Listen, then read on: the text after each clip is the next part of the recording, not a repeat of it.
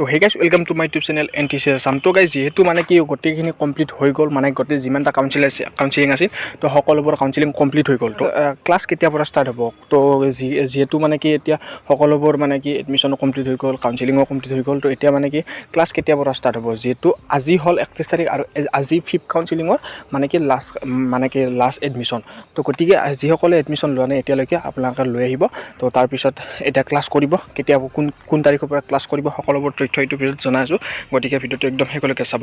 আৰু মানে কি এতিয়া মানে কি কিমানটা কাউন্সিলিং হয় সেইটো মানে কি আপডেট আহিলেহে অফিচিয়েলি আপডেট আহিলে আপোনালোকক জনাই দিব পাৰিম। আৰু হয়তো মানে কি স্পট এডমিশ্যনো হ'ব পাৰে যদি চিট খালী থাকে। তো গতিকে এতিয়া ভিডিঅ'টো একদম শেষলৈকে চাব চোৱাৰ পিছত গোটেইখিনি গম পাব। আৰু যদি চেনেলটো নতুনকৈ আহিছে চেনেলটো ছাবস্ক্ৰাইব কৰি কিনে ঘণ্টা বটনটো অল প্ৰেছ কৰি দিব। আৰু ইনষ্টাগ্ৰামত যদি ফ'ল' কৰোঁ আপোনালোকে ইনষ্টাগ্ৰামত ফ'ল' কৰিব। ইয়াতো আহি আছে আইডিটো আৰু ডিছক্ৰিপশ্যনত লিংকটো দিয়া আছে। আৰু আপোনালোকে হোৱাটছআপ গ্ৰুপটোত যদি জইন হোৱা নাই আপোনালোকে জইন হৈ ল'ব পাৰে। তো এতিয়া মোৰ তাত নটিছ আছে সেই নটিছটো আপোনালোকক মই দেখুৱাই দি আছোঁ আপোনালোকে চাই থাকক ভিডিঅ'টো শেষলৈকে। তো গাইছ এইখন নটিছ মতে যিসকলে মানে কি direct SCBT NCBT direct seat পাইছে তো তেওঁলোকৰ মানে কি ক্লাছ ষ্টাৰ্ট হ'ব 16/8/2023 মানে 16 আগষ্টৰ পৰা ক্লাছ ষ্টাৰ্ট হ'ব। মানে কি যিসকলে SCBT NCBT চিট পাইছে আৰু তেওঁলোকে মানে কি 16 আগষ্টৰ পৰা ক্লাছ কৰিব পাৰিব। তাৰপিছত আৰু নেক্সট ইয়াৰ তলত যে আছে ইয়াৰ ছেকেণ্ড ইয়াৰ এডমিটেড 2022 মানে কি যিসকলে 2022ত মানে এডমিশ্যন লৈছিলে ফাৰ্ষ্ট আৰু তেওঁলোকে মানে কি এতিয়া ছেকেণ্ড ইয়াৰ পাইছে। তো সেই ছেকেণ্ড ইয়াৰত যিসকলে মানে কি পাইছে তো তেওঁলোকে মানে কি ডাইৰেক্ট ক্লাছ কৰিব পাৰিব 1 তাৰিখৰ পৰা মানে 1 তাৰিখৰ পৰা তেওঁলোকৰ ক্লাছ হ'ব। যিসকলে ছেকেণ্ড ইয়াৰ পাইছে তেওঁলোকৰ মানে 1 তাৰিখৰ পৰা ক্লাছ হ'ব।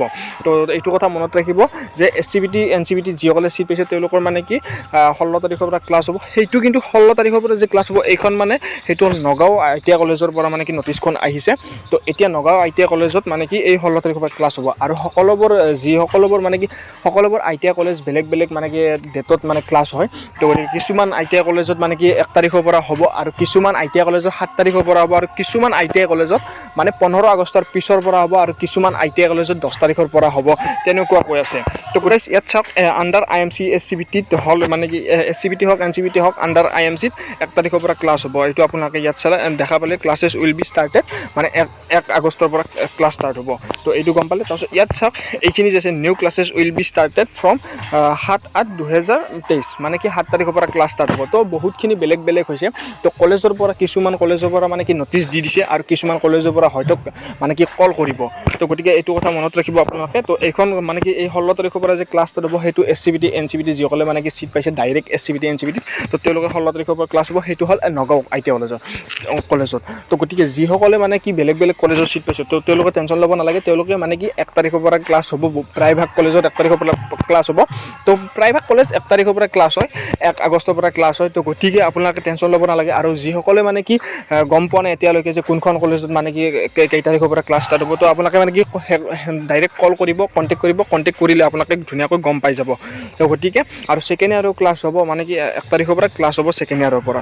ছেকেণ্ড ইয়াৰৰ যিসকল মানে কি ষ্টুডেণ্ট আছে সেইবিলাকৰ। তো গতিকে এইখিনি আছিল। আৰু কিবা যদি আপোনালোকে সুধিব লগা আছে আপোনালোকে কমেণ্ট কৰি সুধিব।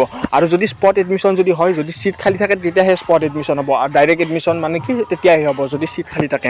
তো এইটো কথা মনত ৰাখিব। আৰু যেতিয়া অফিচিয়েলি নটিছ আহি যাব তেতিয়া মই আপোনালোকক ডাইৰেক্ট মই জনাই দিম আপোনালোকে টেনশ্যন ল'ব নালাগে। তো আজিলৈ এইখিনি বাই গাইছ। তো বাই।